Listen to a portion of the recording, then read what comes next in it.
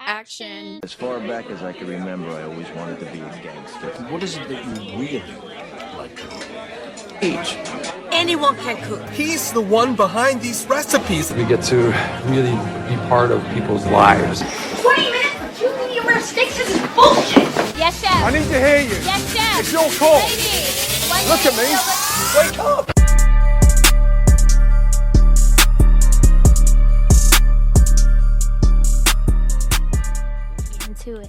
Get into it. Hey. Hey. Lindsay. Hey. Lindsay, Cheers. Lindsay. Cheers, sis. Welcome back to Dry Storage Confessionals, you guys. Thanks for tuning in. Before we get started, I want to introduce you to my lovely sister, my dear friend, Miss Lindsay. Hey. Let's start with your story. Take us all the way back to the beginning. I want to hear about young Lindsay. I want to hear about little Valley Lindsay and where she got her start in life, in the restaurant industry, in motherhood, everything, where we are today. Okay, well, when I was 16, I needed gas for my car, and so my mom said you had to get a job. So I started out in a fast food restaurant and worked my way up to, I worked there for 5 years. So throughout the 5 years, it was like, team member to like a shift leader to assistant manager. And then I took on the role as the general manager of the store, doing all the hiring, firing, truck orders, everything. And that got to be a little chaotic for someone at my age. I think I was 22 when I left that job, but I bought my first house because of that job. I met a lot of people. I went through a lot of different struggles, and I learned a lot about myself at a really young age. And it was hard. I worked a lot of hours. So anyways, moving on from that, I ended up getting a job in like the accounting world. And I did that for a few years. And then I decided I wanted to go back to school full time and possibly go into the Coast Guard. Yes, I remember that era. Yeah. So I quit my full-time job. I sold my house. I started working as a server, bartender. I did night shifts at the hospital, also while in school full-time. I was grinding. Yep. Like, I had a plan. But my You've favorite always part, been grinding. Yeah, stay grinding. But my favorite part about that whole era was when I was serving bartending. Like, I really found myself in that part of my life. My friends, my family, like who I am, like who I want to be. Like, I learned a lot about myself during that era, and I'm not doing it anymore. I'm back in the accounting world, back to my 9 to 5, but I do miss it. I miss the nightlife, but as a mom, it's kind of hard. Yes. It's kind of hard. I agree. It is. So, I can't wait to dissect and unpack it all. Yes. Well, let's run it back. Okay. So when you started, you were 16. I was 16. What age was it when you did become that GM? 19. That's crazy. 19. And then what age was it when you did buy your house? 19. 19. Girl, she was getting the coin. Yeah. It feels really good that the people above me trusted me enough to give me that responsibility. In a corporate world. Right. Yeah. I was really young. I made a lot of dumb decisions like leading up to that. And I'm still like, they still trusted me to like hand me the keys and be like, you got this. And my numbers like exceeded everybody we had a franchise, and like we would have these meetings and they're like, you guys need to be more like Lindsay. And I'm like, Lindsay's doing it all herself. Okay. Yeah. Like I have no staff. Like, I'm running every position and doing all the truck orders, getting the truck, receiving the truck. What's one takeaway memory from that time? Like, just one that really stands out when I bring up that whole Arby's era. Oh gosh. I don't know. Hold on. Let me think about it. You can't find good people to work for a company there's good people, but those places don't pay enough to keep the good people. So what I take away from it is like, I don't think that job is something that people should do forever, and that could be controversial. Some people probably do that forever, but I think it's a really good start for anyone just looking for a job, looking to get into something. My high schoolers were my best employees. Yes. Yeah. Always. So like my night crew was awesome because I had all my high schoolers in there after they got out of school, and they wanted to work. They wanted the hours. They wanted to make money. In the morning, it was basically me. I had a few people there with me too, but the turnover rate was just so high, and it's just it was really stressful. I can't even think of like one good thing to say about it, other than like the good things that came for me, like buying what my you house and like, were able to reap out of it for sure. Yeah. Wow, what a wild start, truly. But I think that it did help. Like for what I'm doing now, the responsibilities that I took on, they've carried over into a lot of what I do like now, or like, I mean, just in life in general. Yeah, so, absolutely. Managing people is a skill you can use all across the board. Correct. Honey. Yes. Absolutely. Yes. So we covered your origin story and what it was like managing RBs. What was it like owning a home and balancing it all? I mean, stressful still? No, I wish, to this day, I wish I hadn't sold my house, first house. Yeah. But I had bigger plans at the time, so I wasn't thinking long term with that house. You wish you would have rented it? I don't know, something. Just kept it. I mean, even the person who bought it for me probably like turned it around and sold it for double what I bought it for, like a year later, So it's crazy. But managing my home, I mean, it was just me. I had a boyfriend that lived with me for a while there, but and then my brother moved in with me and was my roommate, and so he was there, but we were on opposite schedules. So he worked night shifts and I worked during the day. So like we really never saw each other. He just slept in that room and paid me rent every month. So, but I loved that house. Yeah, I don't know. It's and foretelling though, I mean, it taught you so much about responsibility and holding it down. When things broke, couldn't call anybody. I had to do it myself. Yeah, being independent as hell.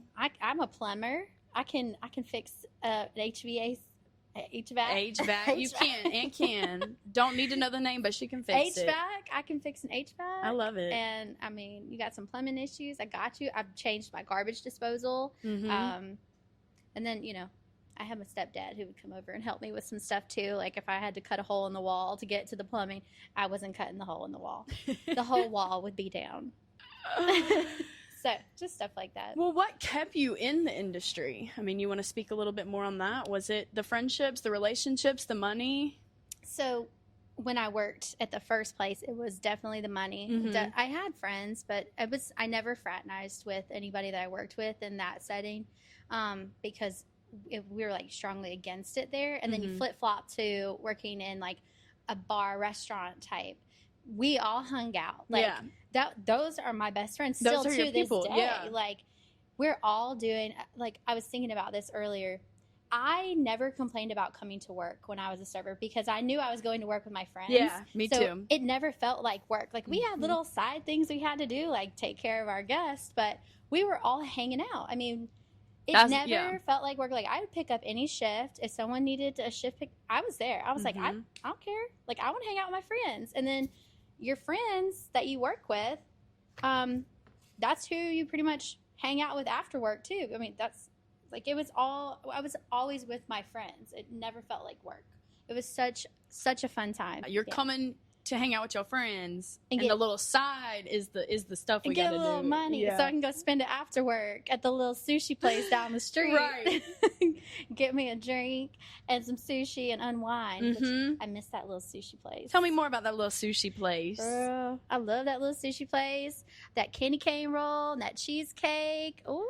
There's been some long, late nights at that place. Yeah. If y'all don't know what we're talking about, down here in Opelika, we had this long time, I mean, through the revival of downtown Opelika, it was the constant. You know, it was always here. It was called 8th and Rail because it's on the corner of 8th and Rail. Miss it. Railroad Avenue. And, it was a sushi bar that was open really late enough for the restaurant workers to be able to go after and still be able to get food and sushi. It was like our only place down here, really. Absolutely. Yeah, that we could do that. And drink and hang out, and they still had live music going on, whether it be typically jazz. Piano, yes. piano keys. Yeah.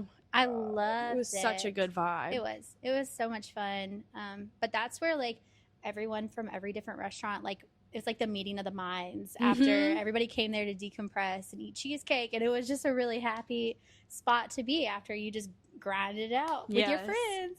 And everyone would talk about their shifts and how many reservations was over at Zazu or what they did over here. What had happened at work that night. Yeah, that was the spot. And I feel like that's kind of missing now. It definitely is. Yeah. Because like there's some spots around here that I think that people still hang out at, but it's just not the same. That late night food though. That late night food. Food plus alcohol plus music. But it's hard to recreate that. I don't know. Yeah. And that certain bartender that you just can't get her anywhere else. Nope. She's one of a kind. One of a kind. We love her. Well, through these years, what role has the industry played in shaping your identity, do you think? Do you feel like Bones Jones, as we know you as, is a persona that you like step into, or is it just when you get piped up? Well, Bones Jones doesn't come out to play very often anymore, but I think the industry showed me that I probably need to put her away sometimes because I can overdo it. We all know that. I speak my mind, especially if I've been drinking or, had a little liquid courage, a little Jameson. I will speak my mind. And I was thinking that honestly, everything I say, I have the best intentions. It just doesn't come out that way. Yeah. And I'm also loud anyways. So it's like a mixture of like, Lindsay, just sit down, shut up, put the Jameson down. I think we can have that in common sometimes. Yeah. And like, your opinion doesn't always have to be heard. Like, if it has nothing to do with you, then just don't. Yeah. Like, sometimes just take a step back and just let the people have their own conversation. Don't input yourself. I have a problem with inputting myself because I like to speak my mind. And so I think I've tried really hard to stop doing that because it has caused, like, when you wake up and you're like, oh man, like I probably hurt someone's feelings. I probably said something I shouldn't have. And so I've been trying really hard not to be that person anymore. But also, some people need that person. They do. need that person to tell them how it is because they don't have. And I'm glad to do it. I'm really glad to I was do going it. to say, we love you for who you are in that, Yeah, I'm glad to tell you exactly how it is. And like I said, I never have any intentions of hurting anybody's feelings. I just, I see things differently, I guess, and I call it how I see it. Call it how you see it. Yeah. So, but yeah, Bones Jones, she's gotten herself into some pickles, some situations before, and kind of grown out of it. Just. You think the restaurant industry made you grow into it, or like was it always something that you? I think there was a little bit of her inside of me before, but like definitely coming into this world and like my whole like being around people who act like they've never been to a restaurant before and like customer wise, like that stuff just pisses you off. I mean, and so it can all build up, and then Bones Jones coming out, just a lot of build up from a day of people. What are you doing? What are you doing? And you can't say that to them, No, you can't. You can't. Unfortunately. Unfortunately. I guess there's some restaurants where that you can, but not the ones I worked in. The ones where like you go and they're like intentionally rude to you. Yes. Yeah. No, they just have a bone to pick with servers, and they just don't have respect, and they just don't like us. Yeah. No. Which doesn't make any sense. Because why are you here? Why do you eat out? You came to this restaurant knowing how you gonna get your somebody food? was going to take care of you. Just let me take care of you. Just let it happen. That's what you came here for. They get mad about it.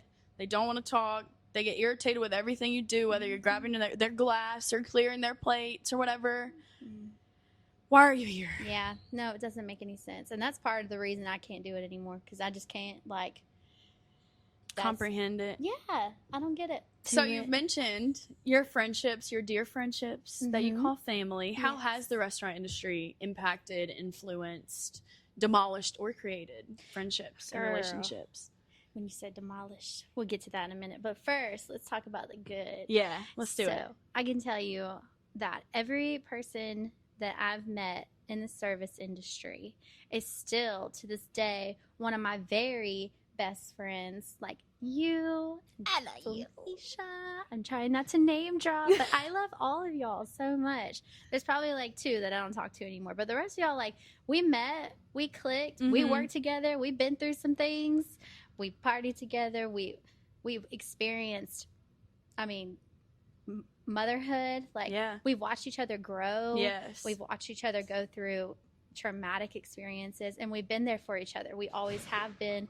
We've always stuck together. I mean, with you, with all of my friends that I've made working in this industry. And I mean, when I tell you this is my family, like, I'm not playing. Like, I count on these people and they count on me, and I'm always there for them just like they are for me. And we don't have to work together anymore to be that way. I mean, our friendships went It was way signed, beyond. sealed, and delivered. It really was. They went way beyond, I mean, working together, which I think working together really, I saw this thing the other day, and it's like people that you hang out with, like the brain waves, like, start to sync, and so you become very like-minded, and like you're just on the same wavelength, and like I feel like that's very true because we're always like, I don't know, it's very easy to talk to my friends that I've worked with, and I think it's because they've had similar struggles. Yeah, they've gone through similar things, and that's the friendships that I've taken from that part of my life. That's the best part coming out of the industry. That's so special. Now the parts that have been demolished. So some people know my husband, who I'm not with anymore, was working in the same restaurant as me. So that was a fun time too. And we're no longer together, which is kind of sad. But I mean, we got engaged at the restaurant we worked at. We came back here for every New Year's Eve to have our first kiss. Every New Year's Eve, we had the same spot, and it was like a tradition. But like, we found love in a restaurant, basically. And so that adds kind of to like the family, because we had our son, same way you and Mathen did. I mean, it was a pub. Very true. It was good until it wasn't, but we're still friends. So I'm not gonna I won't say anything negative. How was that? I mean, just the whole thing. It helped a lot. Like, during COVID is when we had our son. So it helped a lot. I was coming back to work after I had my son. St. Patrick's Day was supposed to be my first day coming back after having him, and then everything shut down. Like, we had vendors pull out that we were supposed to have that whole back. It was supposed to be a huge thing. Yeah, and so so I ended up not coming back to work, but he did. He kept working, and him having a very close relationship with his boss. I mean, I don't think that we would have been able to get through it had he not had, the position that he had here. Yeah. It's very family oriented, very family. You were able to be at home. Right. I mean, that was a blessing for sure. It was. Yeah. So I think it worked out in some aspects, but yeah. And we really liked working together. So that helped too, because that was when we spent time together. And then when I didn't work with him anymore is when it kind of went downhill. I didn't see him much. He worked a lot, and that's a good point to throw in there, though, is so that there isn't the assumption that from the people that don't personally know you guys and your story, to not be like, well, they should have never got together if they worked together, because that wasn't necessarily the case. No. Like you said, it was once, you weren't even working here anymore. Right. So Yeah. There were several years that I didn't work here when he did. But a lot of it was, I think a lot of my anger towards him during that time was that he was never home, and I was stuck at home, or I worked in a different restaurant while he was working at the same one. And I just think that, it's like we work together for so long, and then when you like get separated, you don't know what one's doing or the other one's doing, and it causes just like toxic, behavior, and goes back to like the drinking and just stuff like that. Maybe because like when you do work with them and you see what they are doing, then it kind of leads to some anxiety and stuff when you're no longer there. Right, because you knew what they were doing when you were Prior, there, right. and then when you're not there anymore, you're like, well, are they still doing that? Like, but that goes for anybody. That doesn't just 100% go for my absolutely from my experience. Yes. As a mom, how has your perspective, or if it has, shifted on the industry? Now that you're on the flip side with a child, you kind of mentioned that you're not in the industry anymore, partly because you're a mother. What's the correlation there, you think? So when I did go back to work, I went back like when he was a year old. I went and started working at a breakfast restaurant, and I worked there for a few months, just during the week, never on the weekends. And to touch on that for a second, we would get there at 6 o'clock in the morning, and they closed at 2, so we would leave about 3, and I would go from 6 to 3 without eating, no breaks or anything like that. So that was, and I would honestly did not make very good money there at all. So wasn't even worth it. Yeah, wasn't worth it to be away from him. I just felt really guilty, like going and doing that, and still like I'm being not like even it's really, not even justifiable. I'm not even providing anything besides like I have to pay for his daycare. And that's the common thing. It's like when the math isn't mathing, it's not worth it. No, because I'd much rather be with my son. So then I flip-flopped and went to a different restaurant, and luckily during that time my parents were still in town where they could watch him for me while I was working, because again, like his dad was a chef in a restaurant, so he was always working. Like it wasn't really like an option for him to stay home while I also went to work. So I had a lot of help from my parents then, but working Friday nights, and he's gone to my parents, and I was getting off late, and it's not like I'm going to drive and go pick him up at 10 o'clock at night while he's already asleep. So I missed the whole evening, and I wake up the next day and probably had to go back to work the next day. So it would be like weekends that I didn't get to see him. And I don't know, it just became very toxic, and still being in that mindset of, oh, everybody's going to hang out after work. So, and I don't have my son, so I can do that too. And it just becomes a pattern. And I really wanted to separate myself from that because, one, I wanted to be with my son. I wanted to spend more time with him. And two, I wanted to get away from going out every time. Like, I don't know what it is like instilled in my brain, but like when I would get off work, I couldn't just go home. Like I had to go and do something. Well, I think it might have something to do with the double-edged sword of having really good relationships with the people that you work with, because like you didn't feel necessarily compelled to do that at the breakfast place, and maybe that's something to do with the daytime hours and like what are you going to do at 2 p.m. But I mean, you could go to the pool, you could day drink, but you didn't have those foundational like relationships with those people, and so it's easy to be like, I'm just here to work. And so when you do the like blur those lines, it's hard to set a boundary. Yeah, and so that's something I worked on a lot when I got away from it. Like I used to have severe FOMO. Like I would be like, I need to go and hang. Like everybody's here. Like I feel like I have to also be there, and I'm not like that anymore. Like I don't.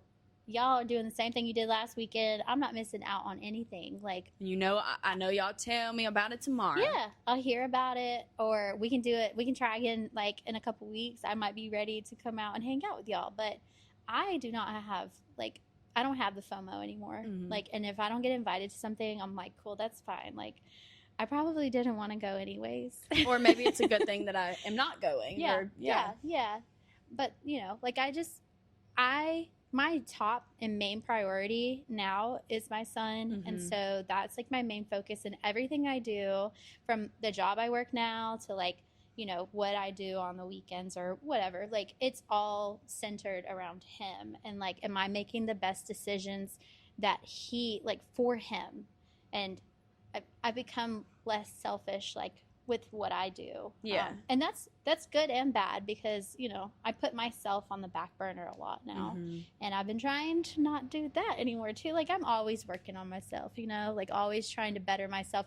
But in that process, I'm doing it for my son. Like, yes. always, if you're not, there's something wrong. Right, if you're not yeah. trying to change and better yourself and Right. switch something up, for sure. But again, another double-edged sword is like the restaurant industry can be good for some of those mothers, especially that are single or not. If they're, you know, they can work at the same time as their husband. If they have a family member that can watch, so then both parents are there together. Yeah. They can do opposite so that the kid is always home. it works can be really flexible. well for some people. But then on the flip side, it's really hard if your child comes up sick. I Right. mean, it's really not always easy if everyone else is already doing something else. You know, it sometimes isn't a thing where like, oh, I can put that stuff on my desk and it can wait till tomorrow, Right. or I can do it while I'm at home, or Mhm. you know, I just have to catch up over it on the weekend or use a sick day or whatever you else. Like can't really sometimes do it's not the that. case at all. And that's another thing, like if you're not there working like in the service industry, you're not making money. Mm-hmm. So even if you can't leave, that's like number one, like you don't have anybody to cover your shift. You're stepping away from the money that you needed. Like I can see it from every angle, and I know plenty of people who have kids that work in the service industry, and they thrive off of it. I don't think I'm not as strong as a person as they are, strong of a person as they are, to not go home, go straight home after my shift. And I just feel like I had to separate myself from it. Well, you I know? think there's strength in like knowing that and learning that about yourself, Yeah, though. And that's something that this It has took taught time. you. It took time. I mean, whether took it's kind time. of like planted that seed in you or not, I mean, at least, you know, it has also Yeah. like let you realize it as well in the same hand. So, you know, you can work on it. And stuff. it didn't happen after, you know, a year. I mean, No. it took time. It took time for me to grow. I'm still growing. I'm always growing. I make a lot of mistakes. You Honey, know? she a flower. She always blooming. Have you ever had a moment on shift where you realized how deeply this is tied to your sense of self and your community? Like every day that I worked, we try to be a good face for the restaurant that we're working for, but that also goes into like you have people coming from out of state, from different places to come to the restaurant you're working in. You're not just representing the restaurant that you're at, you're representing the community, you're representing the city that you work for. You're putting on a show, put on a good one. You know, that's what I think. Definitely. I agree. Another point too of if you did, you know, when you did want to leave, that was a huge decision. I mean, you knew you were cutting ties and hoped that it wouldn't cut ties of the friendships Right. too and all that stuff. I think I'm pretty confident in my friendships that I knew that if I didn't work in the service industry, that I would still have them in my life, and that I could call any of y'all anytime, you know, and I still can. Yeah. Yeah, And you still have a good lot of people relationship have with kind of Yeah. broken up. They will. Yeah, you know, not from each other, but like from working within the same space. Because at one point, I mean, it was just like every single person that I know and love, all under one roof, just grinding It it was out the together. time of our It really lives. was. Yeah. It was such a good time. But now I think everybody's just kind of like gone their own ways. But we all still really love each other and still come back together. I'm sure there's new friendships, you know, old friendships, but like what we created when we were here together, like I feel like that can't be broken. Yeah. Dad was younger then, which is the boss. And then he's always, you know, gone back and forth just testing out. Is it a good thing or a bad thing to support and host and sponsor those outside events that do form the relationships that are deeper on another level, you know? And that doesn't happen as often now with this current staff, and you can definitely tell a difference. So I think now is the comparison time for him to be like, is that a good thing or is that a bad thing? So I'm interested to see, but I don't know. What do you think? Like, I think for us, like us getting together outside of work was a bonus. Like we were like, well, we were probably going to hang out anyway. But you think it made us better? Yeah, absolutely. I mean, there's definitely, if we were going to argue, we were going to do it here or we were going to do it there. Yeah. So it didn't really matter. I think it, like, there was a time we had like the Memorial Day trip out the lake. That was so, like, that was So such fun. a good time. And I feel like that brought us closer to each other. And I feel like in this industry, you have to be friends with the people you work with. I mean, you don't have to be, but like it helps. Yes. It definitely helps to have each other's backs. And because it can be really hard. It can be like going through some of the things that you go through, to have someone there that you can talk to and confide in. Like it's, I think, really good to have outside things. I mean, like we did like 4th of July. Like your dad used to be all about it when I worked with him and with you guys. I mean, it was just, we always had something going on outside of work, and I really appreciated that. Like I really appreciated that time that we didn't have to worry about work. We could just focus on enjoying each other's company and having fun together. I think not only do the workers deserve that, but they appreciate it, and it shows, you know, when they come back to work, they're like, everybody's excited to be around each other again because we just had so much fun together. Right. Like, and now we get to just have fun together, but we're still working. And that's what, like, going back to what I said, every time I came to work, I didn't even care. It didn't feel like work because you're excited to be there. I was happy to be here because all of my friends were here. And so I think it really helps. Like where I work now, like I'm not friends with anybody. I've never even met any of them. Right, exactly. So I don't have that same like connection. I don't call them up and like tell them anything about myself. I'm sure that this one lady, she probably would love it if I did, but I don't. Like, it's like a very big difference. Like I feel like, I don't know. I feel like in this industry, you have to have that. Where I do now, you don't have to have that. Like I don't talk to a single person all day long, but here, yeah, definitely. What's the difference though? I mean, do you think you're still giving the same amount of effort though? Absolutely. I give probably more effort though, because I don't focus on like having the conversations that I did, which it's different. I mean, it's a completely different role. It's a completely different job. But when I did this job in an office setting versus working from home, I can tell you I was very less productive then, because I would spend a lot of time talking to my coworkers and stuff like that. So maybe him thinking that way, like, let's not hang out outside of work so that you guys are focused on work when you're here and not focused on being friends. But I don't know. I don't think that works in this industry. Yeah. Like in other ones, sure. But like in the service industry, I just feel like it moves the flow of everything from the kitchen to the bar to the service to the host to the bus to the dish. When you can get them all together and they like trust each other, they love each other. I mean, some of them might hate each other, whatever, but everybody like flows. It flows better. The shift will flow better because everybody's working together and not against each other. And so I think that having those like outside gatherings or like just showing your appreciation for everything that they do, it really helps. Yes, that was just making me think, to just kind of bounce off you on that, back to the comparison, analogy, whatever, of Great Gatsby, or just throwing a party in general. Like, you don't want to go into a house party or a dinner party at someone's house with a family or a couple after they've just had an argument. Right.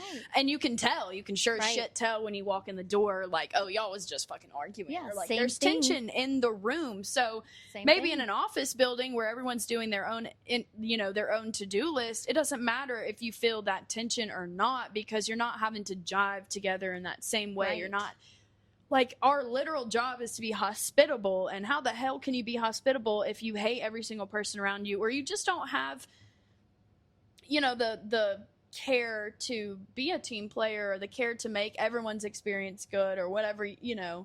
the reasoning is. And so, Yeah, exactly. No, I agree with you 100%. You can come into a restaurant and you can tell you whether gotta people want to be have there that or not. meshing. Yeah. You can tell. Like, and Mhm. if it's like everybody just hates each other, like you will know it the minute you come into the door. Like, you will know. And so you're right. Like I think that showing your staff appreciation makes them work better together, makes them want to be here, makes them want to do well and perform and be happy.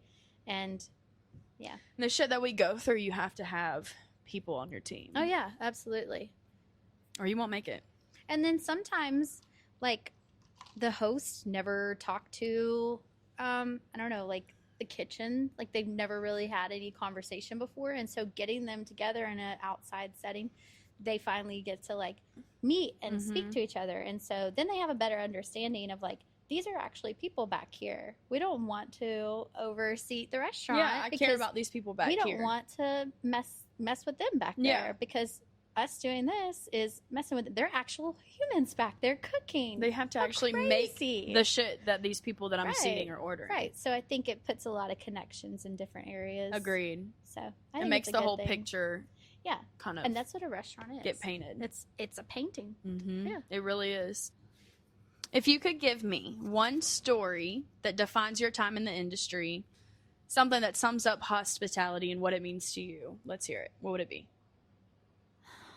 Okay, so like I said earlier, when I first started working as a server at one of the restaurants, I was also working night shifts at the hospital because I was, in school I wanted to be a nurse.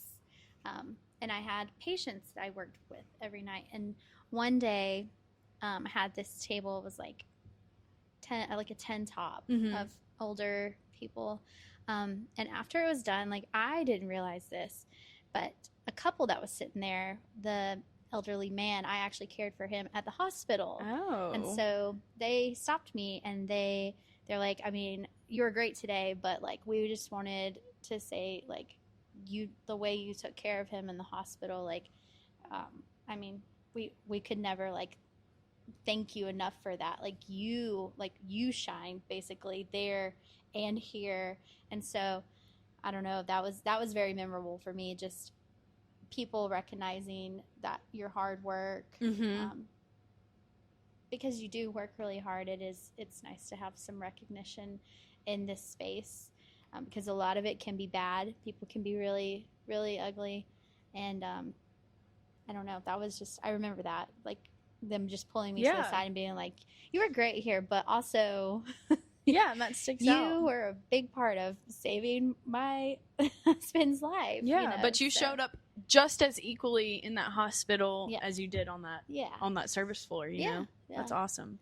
Well, I try to give it 100% every time. Good. I know you do, girl. It's every usually time. Not 100%. It usually ends up being about 99.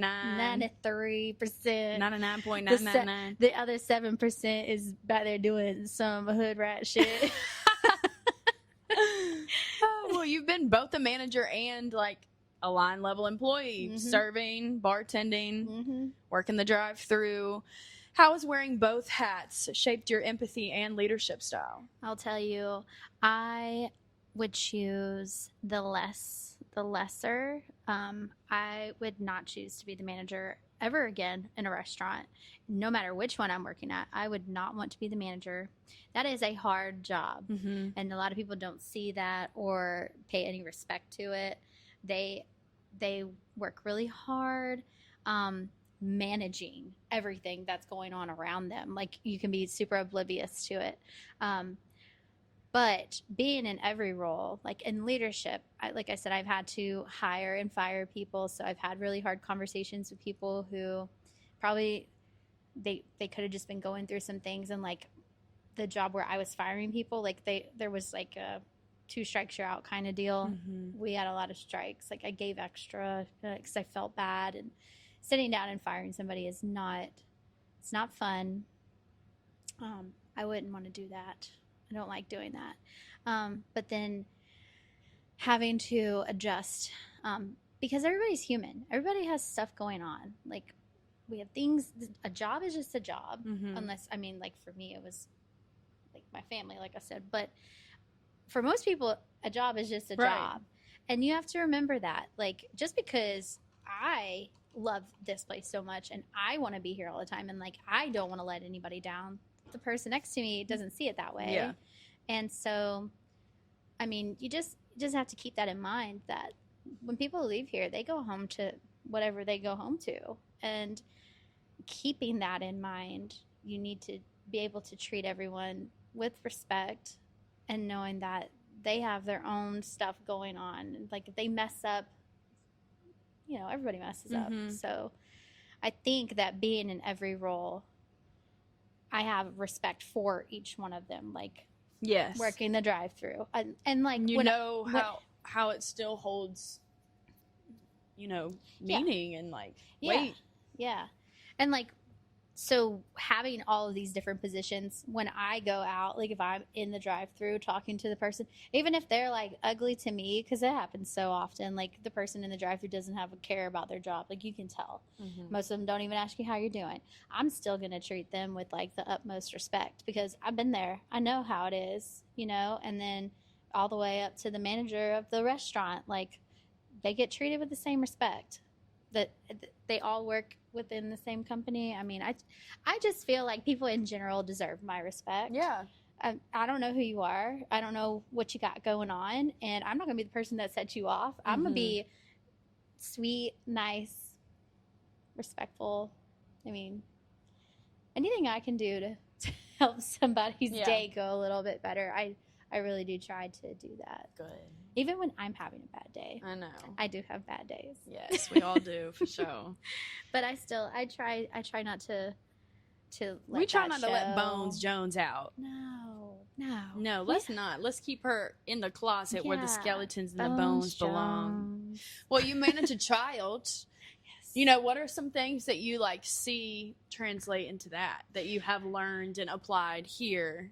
Yeah. Not here, but in the industry. With him. Yeah. Yeah. So, we operate really well on a schedule. Like, the summer was rough. I mean, to not have like some kind of like structure, like we're just waking up whenever we wake up, we're doing whatever, like we don't have plans. We're not going to sleep when we're supposed to. Girl, I can't stand it. I need structure. Me too. I need a schedule, and getting back into school, like we have that whole schedule. I need and it. It's kind of like the same as working in the industry. You have your schedule. Like, things have to go in order for it all to go correctly. I mean, to move smoothly. Like, I'm okay with a little bit of chaos, but I really like, if we need our ducks in a row. Yeah, if we can, let's do it that way. Because that already is a hard enough job as it is. You know, being a mother it's tough, and I love every minute of it. But if we can just add a little bit of something to make it go a little bit easier, just like, you know, with your son, he's taking his nap right now. It's his nap time. If he misses that nap, what's going to happen? Girl, the rest of the day is gone to hell. Exactly. So, you know, having a schedule, it helps in both aspects, you know. Yeah. So you think that maybe one lesson or skill that really translate into your personal life and motherhood is probably like time management. Yeah, absolutely. Absolutely. Yeah. I love that. We got to be on time management with Yes. these guests, with these orders, with the cooking. Everything. All the things. Everything. Although, I will say, I thrive working off of chaos. Like, when things are going crazy, like a busy Friday night, everybody's in the weeds. Yeah, you love it. I thrive. Me too. Like, I love that shit too. Listen, let's go. Get it out. Yeah, Get it buddy. done. Turn them tables. I think that's another thing too. Like, we just had a really good class, if you will. Yeah. I mean, like, we was macking that floor. We were. Yeah. I don't think anybody could do it like we do it. No. I mean, they could try. We should bring back an alumni. Oh my gosh. Alumni No, that's the ship. St. Patrick's Day. What is it? Celebrity. I know, the celebrity bartenders. servers. Yeah, celebrity servers, Oh. for sure. We Yeah. always bring back those extra helping hands on St. Patty. So much fun too. I love it. So, Love the it. tea, shifting into a little bit, is tea time. What is your dry storage confessional story? Like the one that you all say in the walk-in, in the dry storage, behind the closed doors, not to anybody else. So I guess, like, you know, you're running around heat in the moment. You go back to check on a table and it's been like 20 minutes since you put their food in. Then you go and look and it's been 20 minutes and you hadn't put their food in. So we're gonna put their food in real quick, and then we're gonna go in the kitchen, and we're gonna say, "Hey, I need that right now. I need that like right now." Then you go and tell your table, "I don't know what's going on back there. I'm sorry." That's what you tell your little friend in the walk-in after it happened. Yeah, I'm like, oh, I just threw the kitchen guys under the bus. I know. And I'm see, so that's another sorry. thing. Like, it would be so easy to throw the kitchen under the bus if we didn't care about them. I know. But when you do, it's like, I got to eat that because I can't throw my guys under the bus. Sorry. That's not cool. No, I'm like, just But maybe please, we did. Please do it. Yeah, no, because what are you going to say? Oh, let me tell you. I haven't been putting your food in. It's been 20 minutes. They don't even know you out here. But I wouldn't tell them that. No, because the kitchen guys are still going to get paid the same. I want my tip. That's true. That's true. That's true. Now, if it's dead in there and there's no other tables, then I can't blame it on the kitchen guys. It's definitely my fault. Blame it on a printer. Yeah. Ran out of paper. It jammed our system. Blame it on the system. Yeah, I guess that would be it. I mean, I can't really think of Is that your anything else. go-to lie? Sure. Yeah. I haven't had to do that a bunch of times. Like I said, because I'd be on top of things. Once in a blue moon type deal. Yeah. Yeah, especially when certain people would work behind the bar and be like, "Here, Lindsay. Here, Lindsay." What, doing it to you? Getting you to make something quick? Giving me a shot or something on a Friday night for me to take back to the server alley. Yeah. A little nose touch. Bad. Bad girl. Bad. What is the most underrated dish, drink, or hidden gem that you've worked with? Oh. Like position, skill. You said dish, so I'm like... Dish, yeah. I know. I mean, I do love to wash the dishes. And that was when I worked at the first place. One of my things that I did on like Friday, Saturday nights, because I was in high school when I would have to do this, so I couldn't stay late during the week. So it was like my Friday or Saturday night, they'd put me on dish. I loved to go back there and wash some dishes, put my headphones in, just wash, rinse, sanitize. Whoop.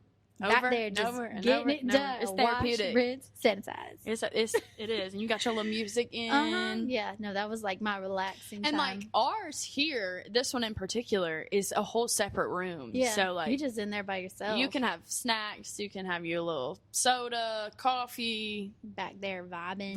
And you got your own access to back door. Yep. Okay, I like that. So the most underrated thing in the industry you think is dish? No, probably, well... Yes and no. Yeah, I feel like people don't want to do it, but I think, if you do it, you will understand what I'm saying. Well, what we gonna serve with if we ain't got nobody up back there cleaning the plates? They are the hero. We got no silverware. Guess who's washing your silverware? I know. Dish guy. I mean, that is a common thing. Yep. Got to have it. Got to have all of the stuff. Cups. Dish is back there getting it done. You got to. Can't be out of plates. I'm going to carry your food out on my hand. Here you go. Eat.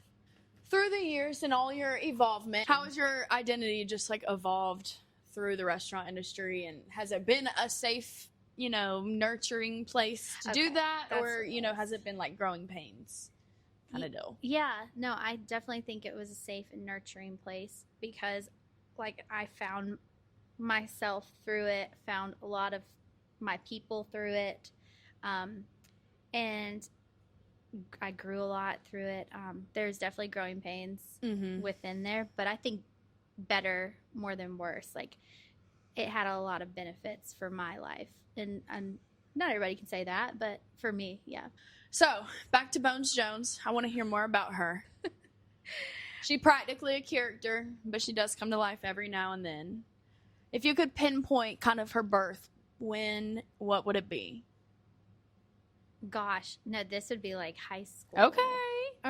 Yeah, so she's always been in your back pocket. Maybe not that far back. Maybe like right after high school, when John Bones Jones, was like a UFC fighter or something. He was more popular back then. But there was a time that I liked to fight. And so anytime I started getting a little scrappy, Bones Jones. That was her Her gums started bumping. Yeah. Bones Jones and here. That Bones Jones was coming out. So that's kind of where that came from. I am a lover now. I am not a fighter. So don't expect to see Bones Jones. She does. She makes a little appearance every now and then, but yeah, that's kind of where she started. I can actually like remember who came up with it. Do you know Penny? Mm-mm. I think Penny was the one who started that. Shout out Penny. She still calls me Bones Jones. Well, too. so do we. And Yeah. never left. True, yeah. But I remember being like in an apartment like in Eagles Landing, and they would have like these big parties, and that's kind of where it started. And yeah. Anyways.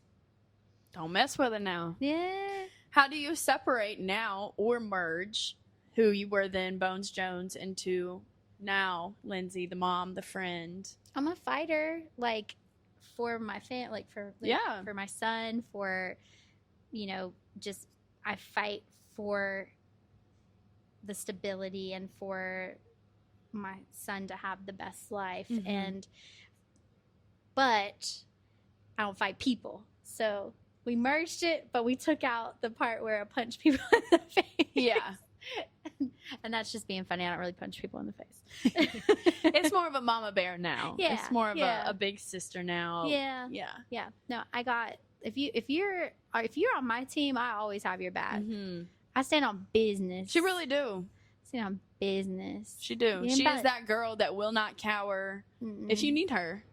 No, I will always be there, It's true. even when you don't want me to be. You only don't want you to be. Even when you're like, I Not got now. this. Shut I up. don't even need you doing all Pipe that. it. I'm just Zip saying, it. I'm right here, and I ain't scared. I ain't scared. All right. I think that checks the boxes. We've heard a good amount from you. You did really well. Do you feel like you know me? I do. I hope that y'all know her too. It added up.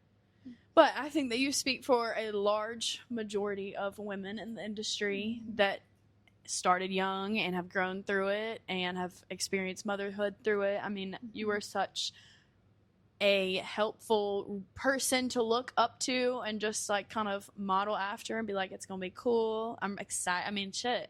It was gonna be cool. It wasn't like a shock or anything. It was like, I want what she got. Yeah. And I love Yeah. it. And hell yeah, we doing that shit. Yeah.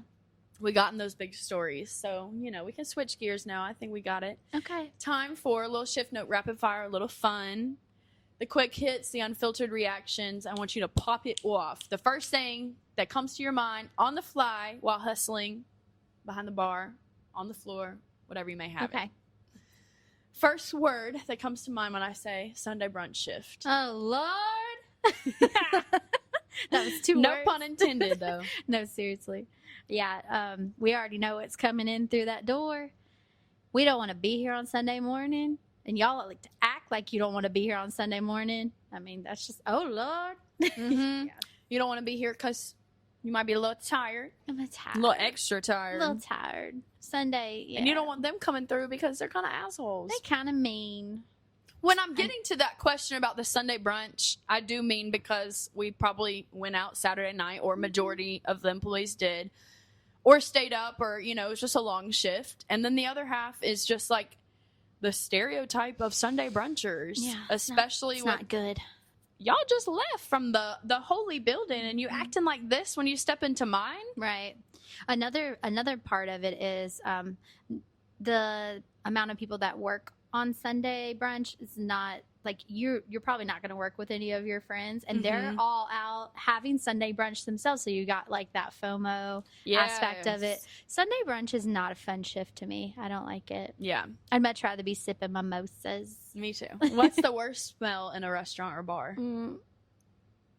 Probably like sewage, like when the toilets get backed up and stuff like that.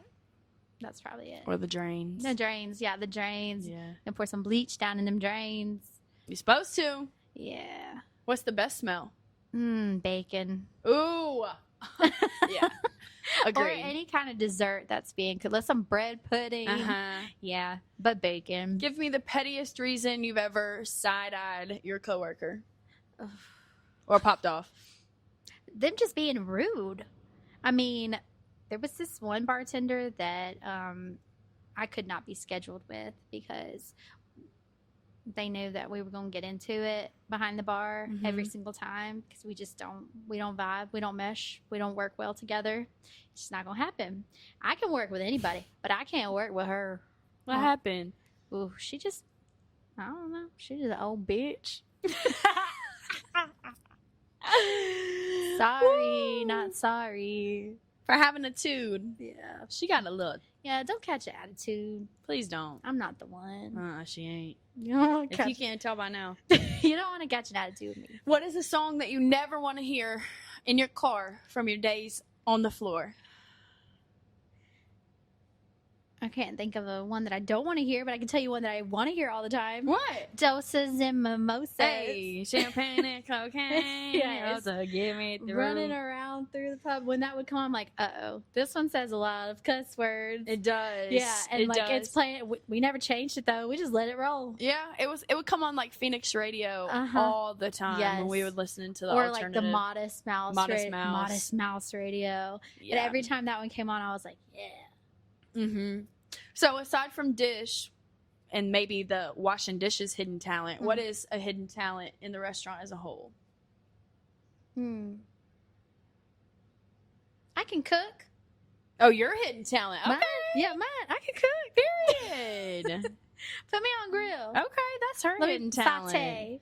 She says she'd They be never watching let y'all me. talking about I'm doing it I wrong. can cook. They should put me on Y'all need to line. let me back there. Put me on a line. Don't put me on fry, though. So front of house girlies that can mac that line. Exactly. Mac that a line. jack of all trades. We love it. What is the biggest white lie that you ever told to a customer? That the kitchen. That kitchen forgot that order. Kitchen's back. What up. you were saying they forgot it or they're backed up? Probably that it is backed up. Yeah, the kitchen wouldn't forget about you. They're not like, they're just slow. They're not that slow. They're just a little slow right now, not like overall. Knowing they ain't. No, they ain't. Knowing that they're waiting on that order to be sent through. Whoops. Would you rather work that Saturday night or that Monday double? Saturday night, for sure. You don't want it off? No, I don't care about being off on a Saturday night because all of my friends were working too. Yeah. So who was I going to hang out with? Mm-hmm. I have been off on Saturday nights, and I was like, why? Who did this? I ain't got nobody to hang out with. I know. They're all would get that. working. You would get that like random week. I'm like, what did I do? Weekend night off, and you're like, I can't even utilize it. What did I do to deserve this? Because all my friends are at work. Right. Why would you do this to me? I remember feeling that way. Like, if your schedule came out and you were not scheduled on Saturday night, you would feel like that's more of a punishment. No, and it's not even intended I would to be. definitely get the FOMO if like everyone was scheduled and I wasn't. Like, what? Now, if I asked for it Saturday If it was night, like you, then that's Jackson, different. Mathin, you know, Felicia, Zach, all them, and I was like off.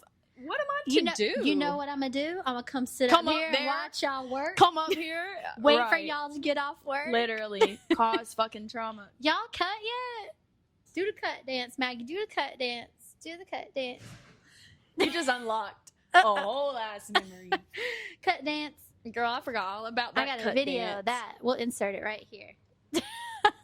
Just kidding. We can insert the cut dance.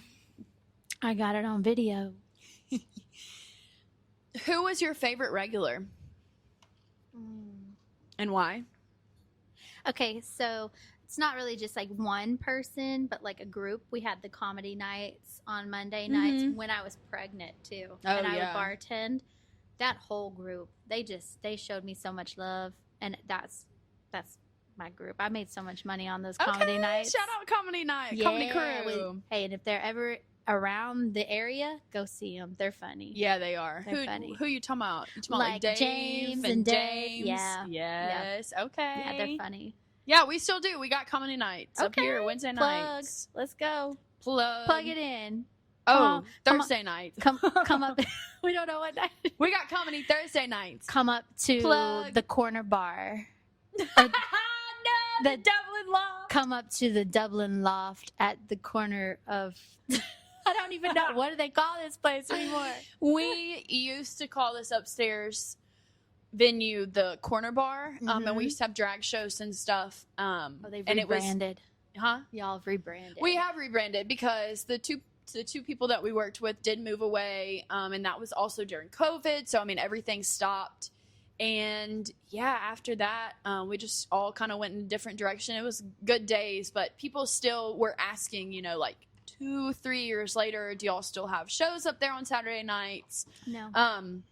So ultimately, to just kind of help curve some of that confusion, yeah, it was like we rebranded so it's to the Dublin Loft. Dublin now. Loft. So So not much difference. It's still in the Comedy corner. nights on Thursday nights at the Yes. Dublin Loft. And there has been some chats about some shows. Ooh. We'll see. Okay. What is the best shift you've ever worked? Okay, game day Saturdays were always fun to work. Homes home or aways? games.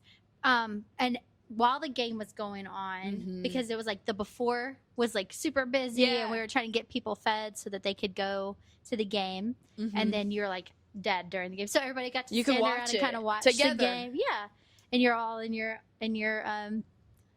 whoever you're pulling for. I was gonna say all your Auburn gear, but not everybody is an Auburn fan. But everybody's watching games, and then the games are over, and then they all pile back in. Yeah, I haven't thought about that. I think that was probably maybe for me a favorite reoccurring shift was it's always fun. home game days, because we always could wear our stuff on Saturday. So it was like, okay, I can switch up my outfit a little bit.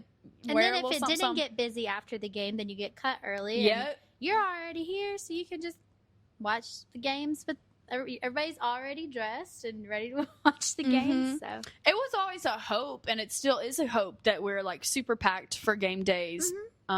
Because if you're not familiar, Opelika is a very short 15-minute it's drive a sister town to Auburn. to the stadium. We're literally just over the bridge, and you would almost never know it, though. Yeah. Like, Yeah, it's kind of a shame, you know, if you are looking for a spot that you can watch the game and you can find the spirit and fun and and it food. not being as like bad with traffic and stuff, which it can be down here on Friday and Saturday night, but for game day, you're not going to find the traffic that you would Roads in, like, blocked off downtown and Auburn, stuff. right? But you still have the same kind of atmosphere. But you would never know sometimes walking through Opelika that it was game day. And so we want that, though. Yeah. But also it is fun, you know, to be able to get off early. But it is interesting. True, yeah, no. How- I mean, for me now, it doesn't really matter. But for y'all, or for... Same. It don't matter to me. But I hope every server and bartender makes all the monies. yeah, we just some Whenever old you are OG wanting the monies, OGs make now. the monies. Yeah. But it is interesting just how we're so close but so far away. Yeah. There is such, I mean, a lot of the people that live in Auburn are students, and like they don't really venture out, whether it's because they're young, they're not familiar with the area, they don't have a car or whatever, but like we want that to happen. Yeah, there's a lot of good spots over this way. I mean, you could walk around too. It's a entertainment district, so you could get a drink one place, walk to the next place, check it all out, feel the vibe. There's some good spots around here. Yeah. One of them does karaoke on Friday nights. It's pretty cool. One of them does. Yeah, one of them does. Well, with your hidden talent behind the line, cooking, or your history with bartending, what's like your dish or drink that you've made in the past that you're most proud of? Drinks. I love to make a good mojito. A lot of people hate making mojitos, but I can make a mojito taste so good, and I love them myself. So Yeah. I take a lot of pride in making good tasting drinks, because I hate going somewhere and ordering a drink like last night. Oh, girl, I love a bee's knees. Me too. You know I do. Me too. They put Sauvignon Blanc in this bee's knees. Huh? Yeah. It tasted like I was drinking a glass of Sauvignon Blanc. Should we say where? Nope. Not. If you know, you know. It's on their menu. And I saw that as part of the drink on their menu, and I was like, you know what? Maybe it's not that much. Like, I'll just try it, because I really love bee's knees. Oh, it was awful. So, when I was a bartender, That's weird. I loved I made sure my drinks were good. So mojito. You proud of your mojitos? I am proud of my That's mojitos. funny because we've talked about how much bartenders hate making mojitos and stuff. So I'll make them. we're here for the discourse. Yeah. We're here for the opinions. I would much rather make a really, really good tasting drink than make a really quick drink. Me too. I would rather spend time to make it taste good. I love the bars that take a while to make your drinks, not because they're slow, yeah. but because they're making your drink. Like, Yeah.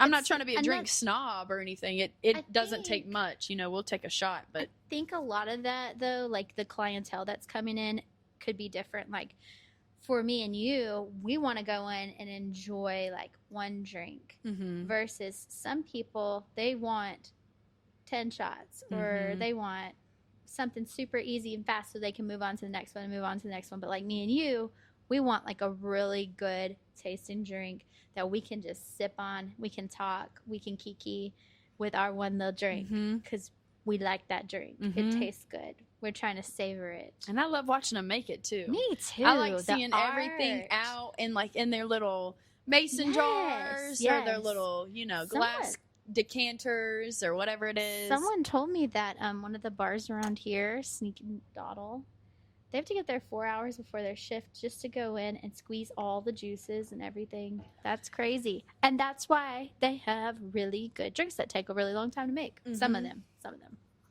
I guess it just, are you a speed bar or are you, but I just, You can have the best of both I worlds think you at can. one bar. That's what I was going to say. I think all bars should have the best of both worlds and just leave it up to what the guest wants to order. Like if they do want to order a craft cocktail, sure. I kind of know going into certain places that it might take longer to get my drink, though. Yes. Like, because I, like, when I drink margaritas, I don't like having, I don't like drinking, like, the mix. I'd rather have fresh squeezed, and I know that takes longer, So I kind of know going in, like, whatever I order, like, I know how long I should know how long it's going to take because I've made those drinks before. So if they're giving it to me really quick, I'm like, this is going to taste like shit.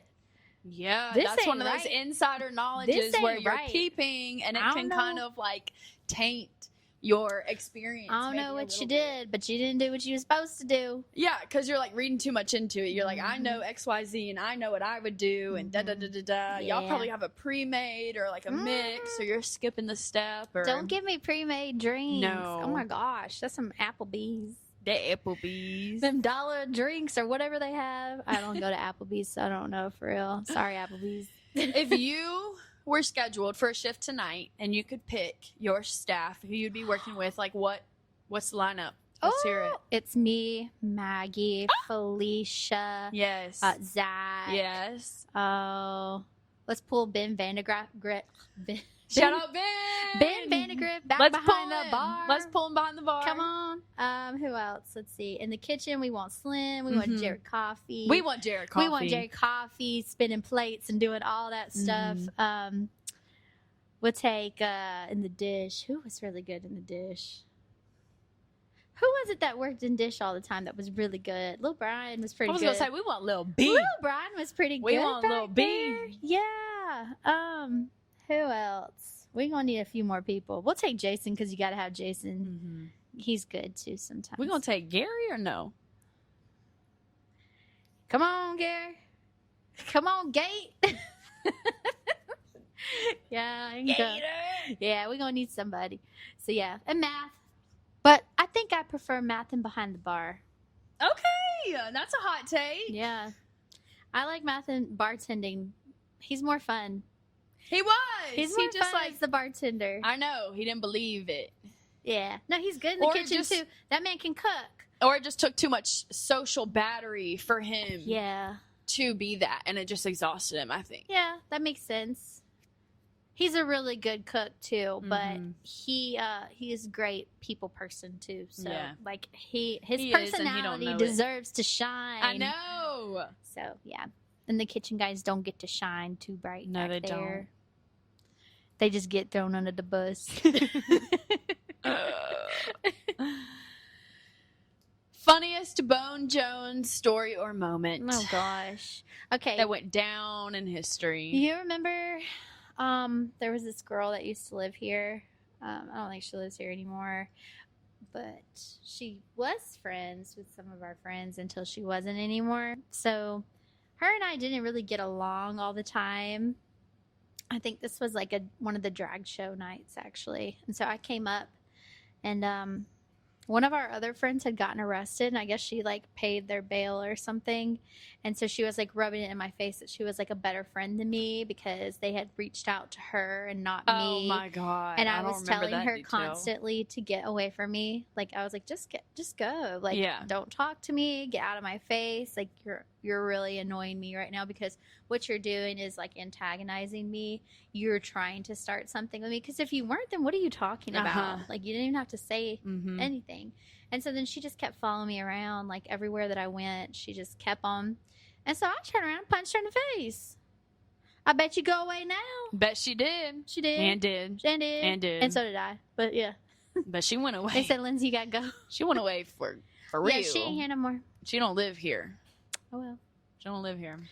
But if you're bothering somebody and they ask you to leave them alone, just leave them alone. Because I don't want to punch nobody, but you ain't listening. You're not. The words aren't wording. Yeah. Yeah. And after a few times of me telling you, I just can't tell you no more. I'm going to show you. I really want you to leave me alone. Yeah.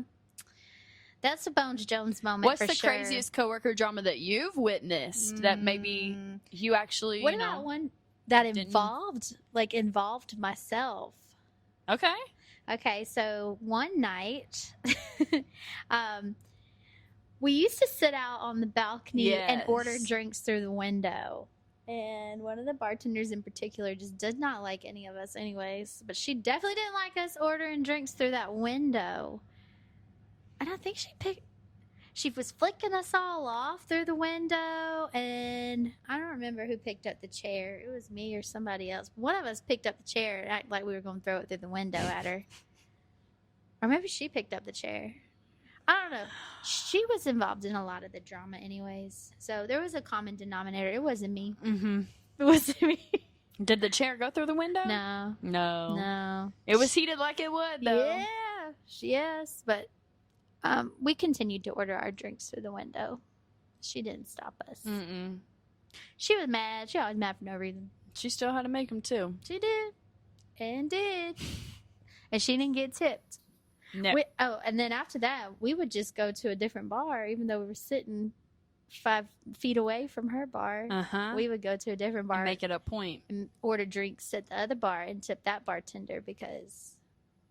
Well, I mean, when management or you don't have to be ugly. They're not listening or they're not noticing, taking tabs on. Not only just like, are you doing what I'm asking of you to do as a manager and you're an employee, but also like, what is your relationship like with these guests? Like, right. Oh yeah. No. Ayanna and I spoke on that. You know, if you listen to when this comes out, if you listen to the previous episode, like it's about the relationships with the employees and with the that's what this is all about. And it wasn't all just about the relationships. It wasn't just coworker drama. Like, no, she you're had drama scaring with off everybody. everyone. Yeah, she had drama with everybody. Pay attention and take notes to how they're interacting with the guest and stuff, and vice versa. 100%. They might be peachy with the guest, but are they making every other person on your staff's life a miserable living hell?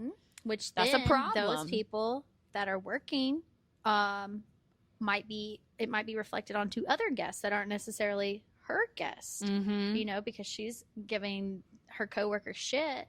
So then they're pissed and they're having to go and take care of other guests. So it's like a ripple effect, all stemming from one person. But yeah, that's her. Which why them relationships matter. They do. What is your craziest guest request you've ever received? It wasn't like a specific request, but there were certain menu items that people would try to make like substitutions, like they wanted mashed potatoes instead of fries or something like that. And like we couldn't do that. And so it's not like specifically like a weird request or like something that irritated me for the like. It was like an easy request, actually. Yeah, super easy and could have been done easily, but like we just weren't allowed to do it. So it got annoying, like having to explain why we couldn't do that and deny the request. Right, yeah. No, I have personal experience with that too. And I mean, every kitchen is ran by the person. So Yeah. that's okay. But and it's fine that they want it that way. Like, I completely understand it. It's just hard to explain that it to other is people when they don't understand. Like, And like, yeah. they want an explanation. And can I just nip it in the bud and be like, I'm not going to owe you that. No, Yeah. we can't do that. Yeah. Like, our job is We're the talking messenger. to the guest and we're going to smooth things out and stuff. And like, Yeah, but don't take it out on me just because I can't do it. having to explain why, well, yeah, I could say because my chef doesn't want to. Okay, sure. But like, let's not do that because that's going to affect my tip and it's going to be weird for the rest of the evening. So yeah, I'm going to have to divulge in, well, it takes more labor for our mashed potatoes because they're hand mashed, or this costs more. It's a fresh produce versus a frozen fry, or, Right. like, Yeah. so that did get annoying. I totally agree. My suggestion to them was always like, I mean, you're going to get what like comes with the dish and you can pay like the extra $4 for that side item, like on the side. Sorry, it costs an extra $4. But if I'm going to substitute it, you're still going to have to pay something extra anyways. So just eat that and you'll get both. Yeah. You I can would try, always have to and you kind can of- try what comes with the dish, and then you might understand why it comes with the dish. Yes. And versus that's- just automatically assuming that you won't like it or Yeah. you want something else. Maybe try what it's being paired with, because it's paired that way for a reason. Mhm. And I question a lot about, like, I like to go to places that change their menus like so often. Like, there's new things. Yeah. And I question some of the stuff. I'm not picky though, so like I'll try anything, but I question stuff and I'm like, would I like this? And then I get it and I'm like, I taste every flavor, and like the palate, like I gain the understanding of why they put these flavors together. And a lot of people don't trust it. But you came to this restaurant wanting to eat here. Yeah. The menu is built by the people at this restaurant, so you kind of have to go with it. And if you didn't want to, then you can just cook at home. You could make that yourself. Yep. It ain't gonna be as good, but you can make it yourself. Yeah, and you don't want to make it yourself. That's why you're Right. here. Yeah. So you can pay the extra $4 for an extra side. But yeah, I say that's what I would say too. Is just like, I say try. Why did the chef pair it that way, and why can't you make a substitution? You should just try it. Live a little. Unless you're allergic, then yeah, I'll throw you some broccoli on the side, but you're still gonna. Unless you're allergic, then we can talk about it. People love to say they're allergic to stuff, and they're not. Y'all not, and that is You weren't allergic to that when you had the appetizer that had it in there. I know, and that's so fucking rude and annoying, because there are people that really do have celiac and really do Right. And have you're just out here making stuff up. allergies that can cause you to go into anaphylactic shock. Yeah. When their throat swells up and like they Yeah. can't do anything, and Like, if you're that's allergic rude to shellfish, to be talking about you got that. Yeah. If you tell me that you're allergic to shellfish and you just had the cocktail shrimp appetizer, go away. Think I'm a fool? I ain't a fool. I seen you. Shit. I seen you. Well, if you had one word of advice to tell someone that was starting a new shift tomorrow, or yourself, what would it be? Good luck, and go in with an open mind. Your first shift is never going to be like the best shift. Your second shift is not going to be the best shift. You're going to be training. You're going to be meeting new people. You're going to have new experiences. But if you go in with an open mind and you want to be there and you want to be around your coworkers, and like you put forth that effort, you will build really good friendships. The money will come in because you're enjoying what you're doing. Also, if they tell you that you have to drain the coffee maker at night, they are lying. They're like, dude. Don't let them fool you. That's so funny. I was actually going to be like, I have one more question. Have you ever hazed or like been hazed? They hazed me. Yes. They got you that shit? Yes. Felicia! It was Felicia, 100%. Like, okay, while you're cleaning this, you have to drain the water from the coffee maker. So I'm sitting there with a bucket, like holding that How long? thing. Girl, I realized it after like a minute or two. I was like, Wait a minute. how much Wait a water damn I put in minute. here? But yeah, if they tell you to drain the coffee maker, tell them to fuck off. Actually, just do it and then tell them I knew, and then throw the hot water on them and run away. Ooh. Just kidding. Don't do that. That's like a felony. It is. And you probably That's won't an assault be charge. asked to come back. Yeah, don't do that. I'm just kidding. But yeah, no, I did get hazed. Well, thank you so much, Miss Lindsay. I think that was wonderful. I think you provided a beautiful perspective for us women in the industry. Thank you for having me. You got to be strong. You got to be caring. Yeah. You have to be a lot of things. But the best thing that you can be is yourself. Yes. And grow. Yeah. And, you know, don't let people walk all over you. Make your money. Get your bag. Get your bag. Get your bag. Have some fun while doing it. Absolutely. And I think we say this, I hear it all the time. Everybody should be required to work in the service industry for a certain amount of time so that everybody has the respect and the understanding for these people who are out here busting it. You need to tip them.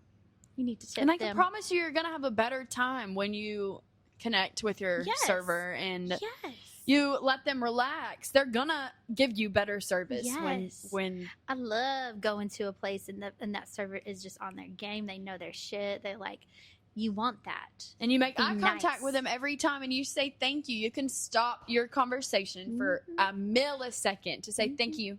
Yeah, they're not and here to bother continue you. talking. They're here to serve you. Yeah. Yep. Be better humans. Yes, y'all. Well, until next time, keep your damn pants clean. Keep them clean. Keep your damn drink strong. And keep your confessions ready, baby. We'll see you next time. Thanks for clocking out with us, you guys. Thank you. So, is there anything else I can get you folks this evening?